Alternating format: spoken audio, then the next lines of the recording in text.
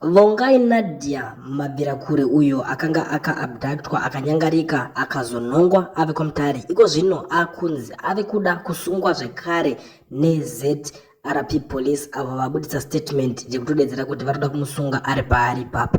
Yamakateerera kudai so inonzi Nyaya Vision patinokupakurai nhau nezvinhu zvakasiyana siyana zvese zvinenge zvichiitika munyika yekwedu. Mazuva mashoma adarika ayo pane nyaya yakatenderedza yakatsviriridza zvakanyanya munyika yeZimbabwe, iyo nyaya yeuyo mudzimai kana kuti uyo musikana anotwa Vongai Nadia Mabvirakure akangonzi akaerekana angonyangarika akatanga kutsvagwa kwakasiyana siyana pachitaurwa nyaya yake mumasocial medias pachinzi ari kupi, ari kushayikwa, ari kunyangarika, pakatora zvimazuva asi akazongoerekana anzi awanikwa akanhongwa ari kwamutare pachisango apo paari kunzi akanhongwa ari. So pakumuwana kwavakaita ndokubva vamuendesa kuchipatara achitanga kuenda kunobatsirwa ari kuchipatara kana kuti kunorapwa. So ari pakubatsirwa nepakurapwa ari kuchipatara ikoko ndipo pazobuda press statement from ZRP iri kuti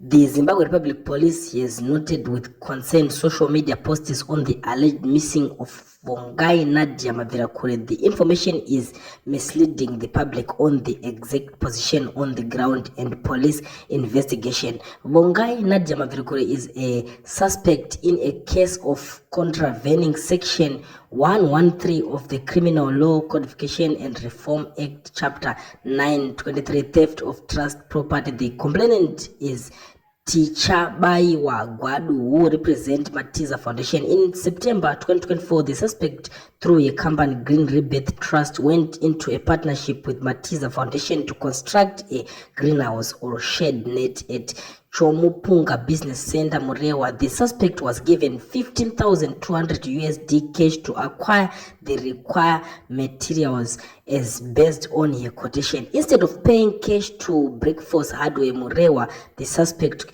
converted the money to personal use and went on to acquire the building materials on credit using false pretense under Matiza Foundation.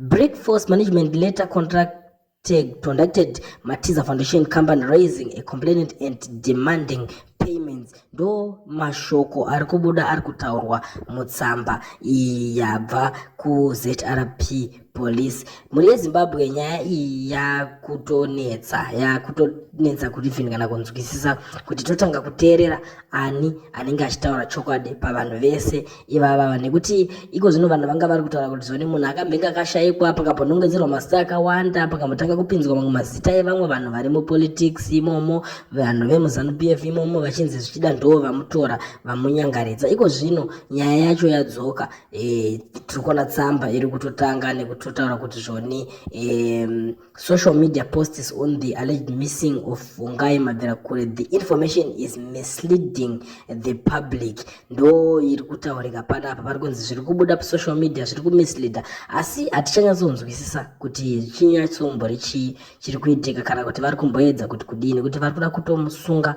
ari muchipatara imomo. Saende pavari kuti information iri kubuda panhingiriki pamasocial media iri kumisleada the public, tava kutadza zvekare kunzwisisa kuti chinyatsombori chiri kurehwa panyaya yacho kana vachinge vakutaura vakadaro. So iko zvino ndo patava ndo paane nyaya yacho pekuti vari kuda kuenda kunomusunga nekuda kwezvikonzero zvakasiyana siyana zviri kuitika panyaya iyoyi. Saka regedzai timbomira takadaro tichakuzokuzivisai kuti chingava chichazenge chachitora nzvimbo panguva inoteera. Iko zvinezvi kana manga makateerera ndo Nyaya Vision yacho patinokupakurira nyaya dzese dzinenge dzichiitika.